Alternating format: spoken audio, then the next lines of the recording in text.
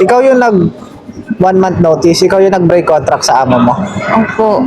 Sa likod ng magandang tanawin, makinang na mga building sa gabi na parang bituin. Ganito natin tignan ang Hong Kong, malaparaiso, lugar na tutupad sa mga pangarap mo. Pero ano nga ba ang nagkukubling kwento sa likod ng napakagandang lugar na to? Ano kasi yung amo ko mataas yung standard niya.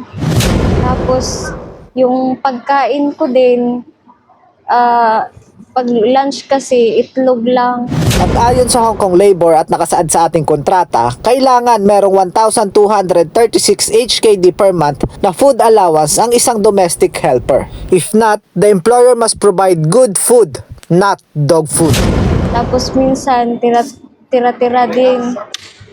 So Tapos, yun lang yung kinakain nyo. Sa loob ng 3 months, yun lang talaga. kaya ang payat-payat ko na. Ilang kilo ka ba dati? Dati 55. Tapos ngayon, 40 ka na lang. mga 40 na siguro.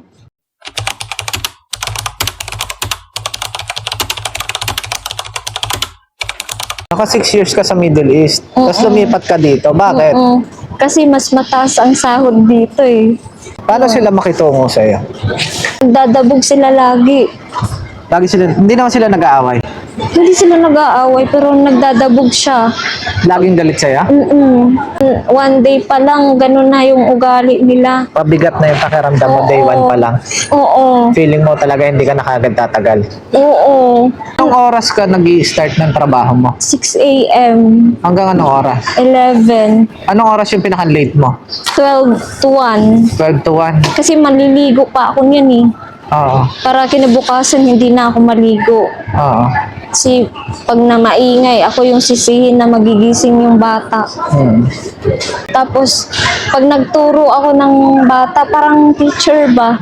Yung ganun. Yun yung standard nila. Kailangan tutor ang datingan mo. Oo, yung parang kung paano magturo ng teacher, Oo. tsaka the way magsalita. Dapat ganon.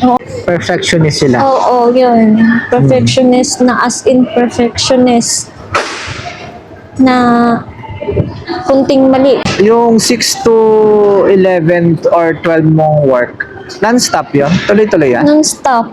So, ano masasabi mo sa Hong Kong versus sa Middle East? Ay, natruma na talaga ako dito. Akala ko maganda. Natruma na talaga ako dito. Akala ko maganda. Pero, hindi ako sinuwerte ng amo Pag nagkaroon ka ng chance, babalik ka pa ng Hong Kong? Parang hindi na. Ayaw mo ng Hong Kong? Hindi. Pag-ingat ka sa Pilipinas and sana makarecover ka dyan sa trauma na naranasan mo sa amo mo. Kaya nga, sir. Pahinga ka and Mas iba yung pakiramdam ko ngayon kaysa kanina. Yung nandun pa ako sa bahay. Ngayon, ang gaan ng loob ko. Parang, yung parang lumipad na ako. Tapos, nung nasa bahay, ang bigat-bigat talaga. totoong hindi para sa lahat ang pangingibang bansa. Paswertehang may tuturing, kumbaga isang sugal na wala kang kasiguraduhan. Pero palagi mong tatandaan, once na pinasok mo ang pag-abroad, dapat buo ang loob mo.